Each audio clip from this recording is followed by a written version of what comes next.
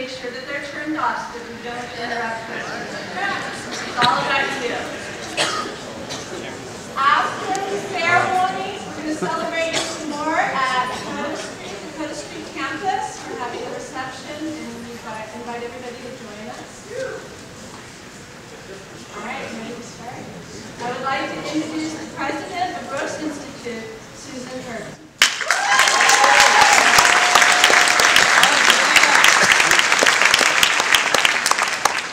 Wow, this is a big and enthusiastic group. Oh yeah! Thank you for pausing with us as we find a few more chairs. And hopefully we will. I see some of the faculty are coming back in. Hopefully we'll get them all back. Good morning. I'm Sue Kirkman. I'm president of Brooks Institute. And on behalf of Brooks Institute, the Board of Trustees, the faculty, staff, and administration, it is my pleasure to welcome you and the graduates and the guests to the December 2011 commencement ceremony. Education is more than the classes you took here at Brooks. Your education took place in the classrooms, in the studios, in the screening rooms, the back lots. But equally important, your education took place with a diverse group of people, faculty and staff, who came here for their passion. These people you have spent an inordinate amount of time, and I have to say this is the only campus I've ever worked at where the students are on campus on Sunday. So, actually 7 days a week. Many of you have come from long distances, from different cultures and environments. However, what I hope you do as you leave Brooks is remember and understand that diversity of experience you had at Brooks that has helped educate you for a bigger world. One that relies on you to be tolerant, to take time to understand the individual, and a situation to make good, informed decisions. Brooks has been a place where you got a taste of the variety and found out who you are and who you are not. Brooks provided that place, that elsewhere, where you could go to lose the moorings from your families and go out in the world and make almost all your decisions. But let me assure you, your time here has not quite gotten you out there yet. According to actor Kevin Kline, who's an alumnus from my college, Indiana University, college is a halfway house for going out into the world. It's like a dress rehearsal for the world and for the rest of your life. What's not to like?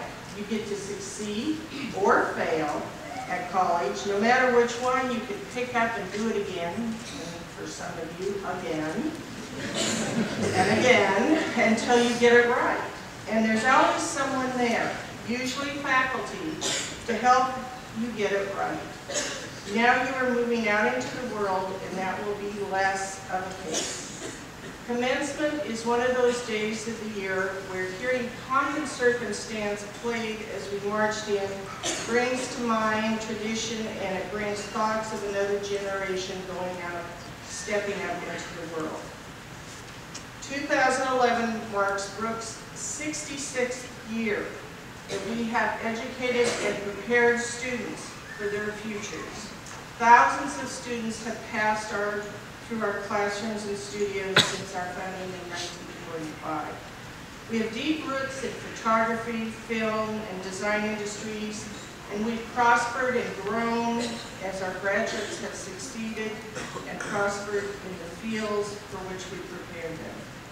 We are rightfully proud of these graduates and what they've accomplished, and we are quite confident that we're going to see them be very successful. It has been my observation that students at Brooks take advantage of all the opportunities that the faculty and Brooks Institute offered. Your faculty has spent many hours developing current and innovative curriculum to ensure you have the latest information and technology. The faculty has met with you, and they have pushed and prodded, and sometimes pushed and prodded again, to ensure you receive the education you want and the skills necessary to succeed. Today is the culmination of that education and mentoring. Well, let's see. Would the faculty are all standing sort of at the back? They gave up their chairs today. Will you wave, faculty? I know you're back there.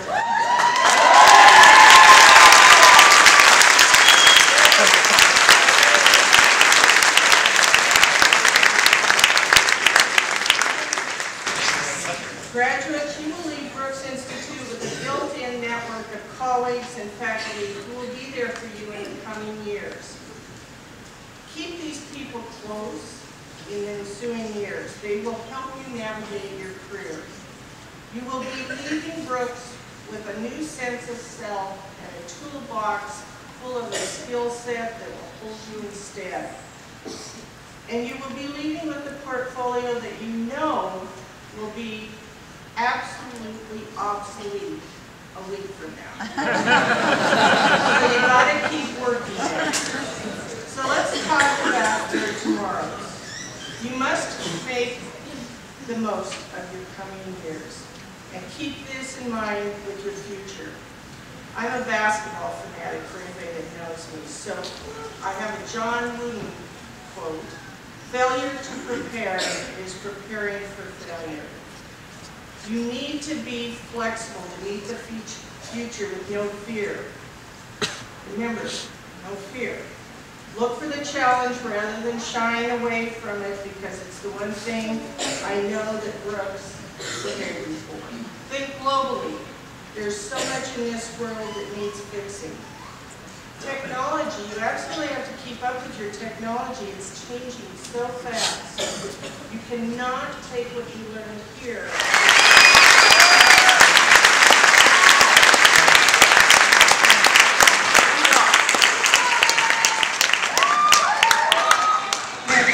In the professional photography program. Kara Robbins.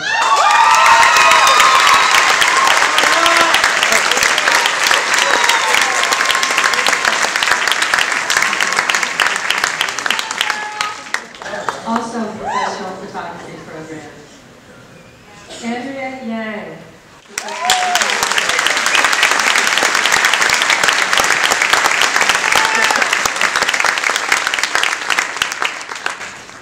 In film and video production, Tim Cox.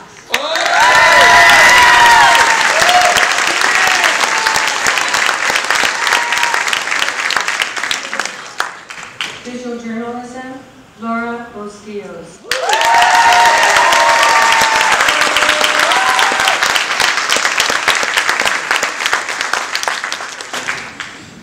Also in visual journalism, Dorian Rayer.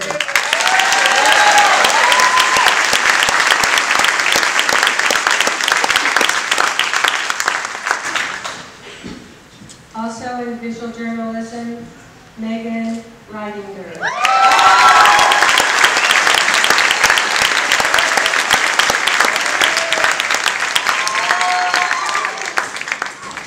And in graphic design, Scott McCullough.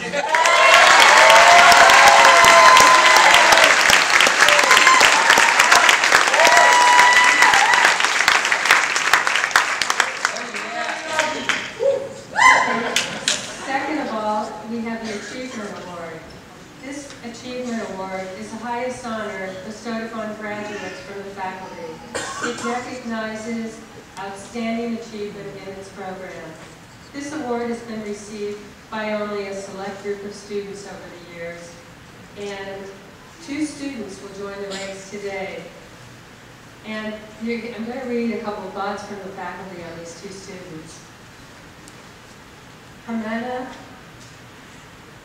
Grihava Gallengo.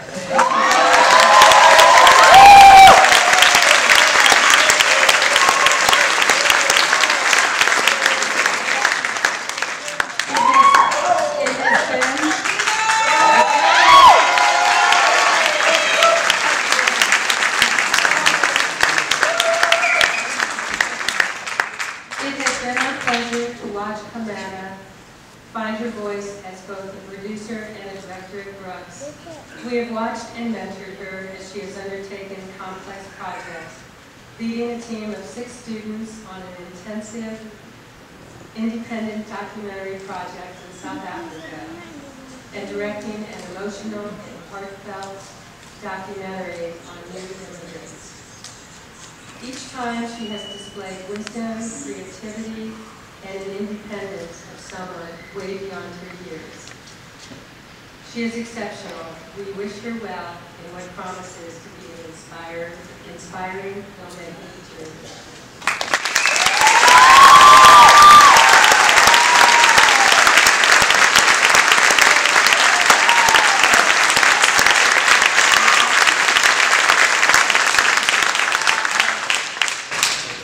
And we also have another award, and that is Udi Gorin.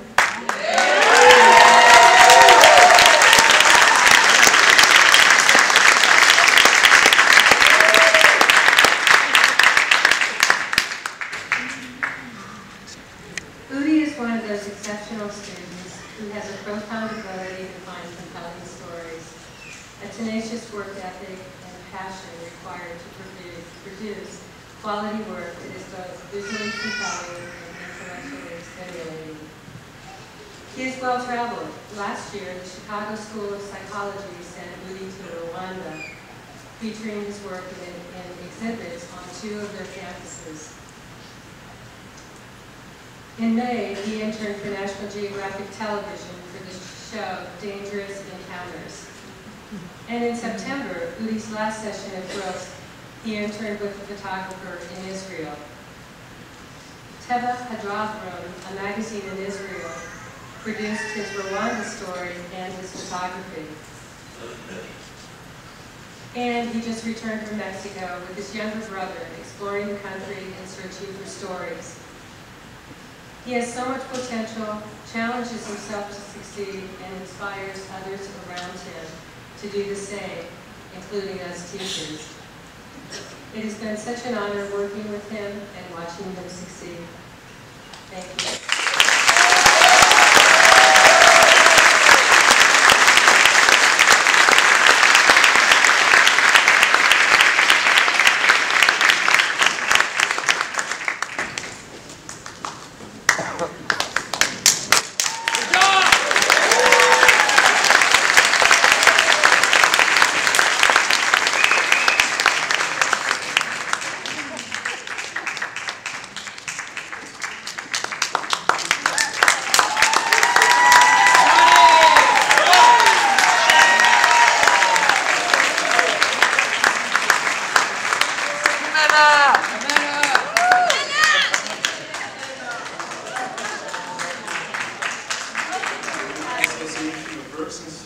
Wants to extend its congratulations to Tim McTwine on being the recipient of the 2011 Distinguished Alumni Award. The purpose of the award is to provide recognition for the outstanding professional, personal, and civic achievements of our graduates. Excellence in these areas brings pride and distinction to the Brooks community. Based on your continued service to the school through lectures, internships, and exhibitions, you have stewarded a lasting relationship with your alma mater. In addition, your contributions to the imaging world through your Behind Photographs project and portraiture work have been highly influential, and we recognize that distinction. We commend you on the recent book release, and we look forward to the rave reviews that it is sure to receive. The Distinguished Alumni Award is the highest honor bestowed by the Alumni Association of Brooks Institute, and we congratulate you on this honor and are proud to have you alumnus of Brooks Institute. Congratulations.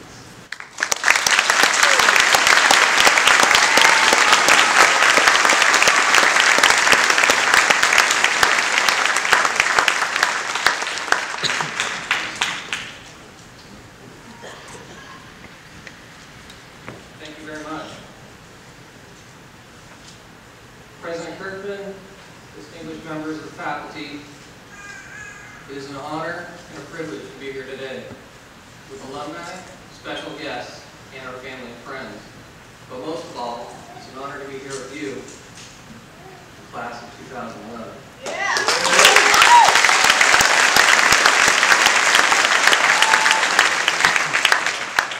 First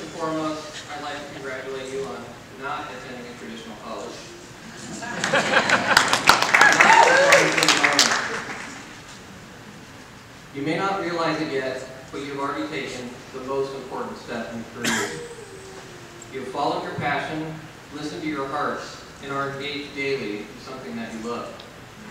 I've come to realize that very few people get this opportunity in life, and coming to Brooks was one of the best decisions I ever made.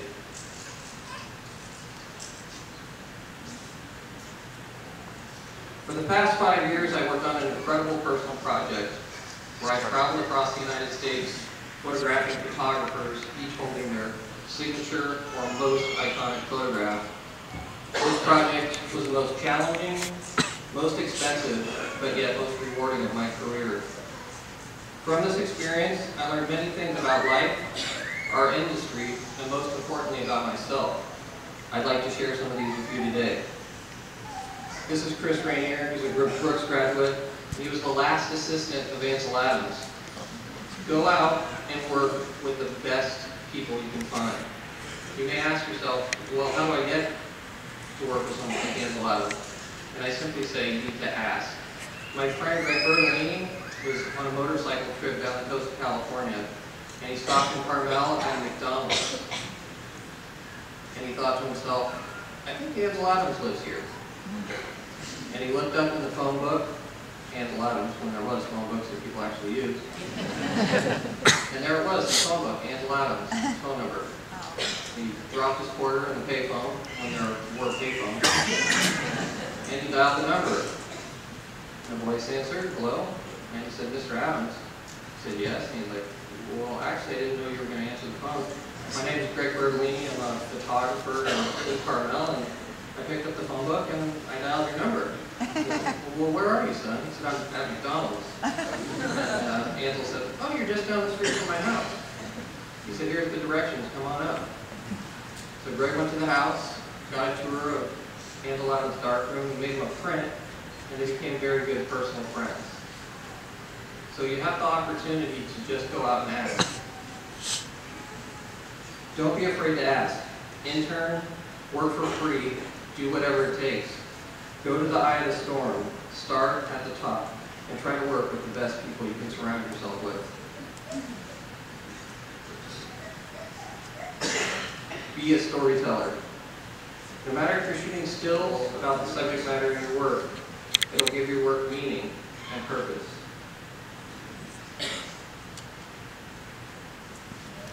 Accept the unexpected. Life is full of surprises. When something that happens to you that you perceive as bad, it may be happening for a reason. Be open to where it may take you. Jeff Widener was on the balcony of the Sheraton Hotel with a 300mm lens, Tiananmen Square, and he perfectly had the tanks composed as he was looking through the lens, and he saw this figure walk into his frame, and he thought to himself, get out of my shot, you're going to ruin it. Accept the unexpected.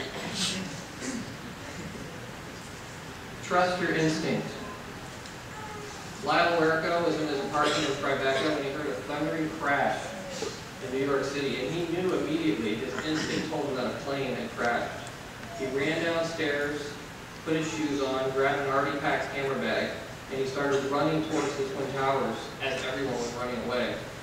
He instinctually knew that he needed to make a photograph. He had a medium format camera, and he positioned himself on a corner as he saw the second plane coming in. He didn't have a motor drive, and he knew he had to wait for that second plane to come in. And a fraction of a second later, he took one frame, and then he ran for his life. Lyle's instinct was to make one of the most important images in our history. Always trust your instinct. Find more time to love. This is Michael Colpeat. He spent 15 years with Mother Teresa. And when I asked Michael to write on the bottom of his Polaroid here about his experience with Mother Teresa, he said that when he was with Mother Teresa, people would come up and confess their sins on the streets right in front of everybody. And he said, Mother Teresa, I never see you judge anyone. And she simply said, the time I would take to judge them would take away from the time I have to love them. Your life will be more fulfilling if you wag more and bark less. Build a collection. This is Julius Schulman. I photographed him at his home in LA when he was 98 years old. Julius shot architecture in LA for 70 years. He amassed an incredible collection that is one of the most historically important documents of architecture, you have an opportunity like this. You will spend the next half-century working. You have the incredible opportunity to start assembling a body of work that you will have as a historically important part at the end of your life. Stay focused and shoot, film, design, things that are important to you. Collect a body of work. Outwork your competition.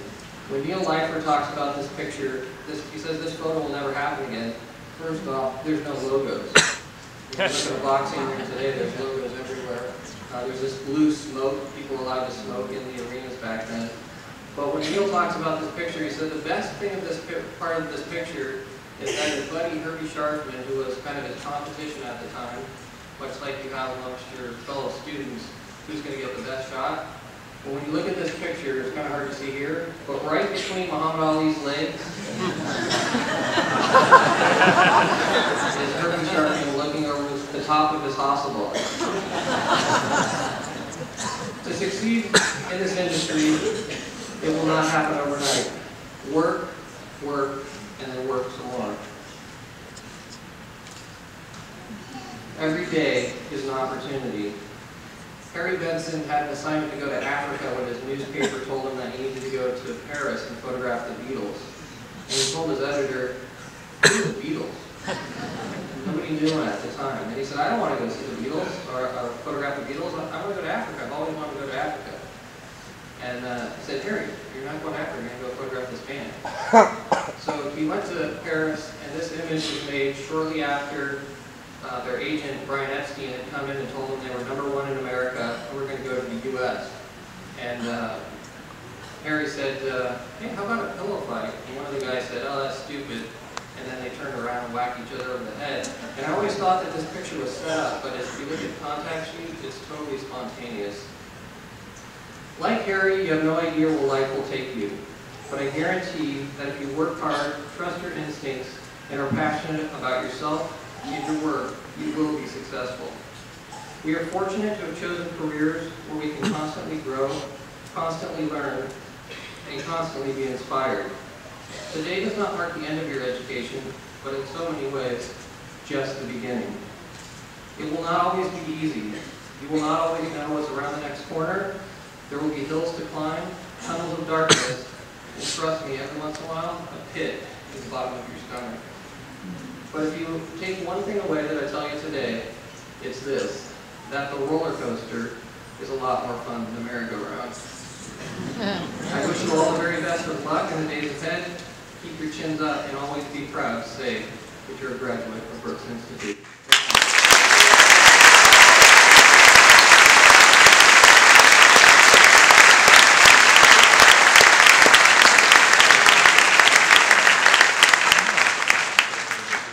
Please welcome our first program director, Marcia Rubens.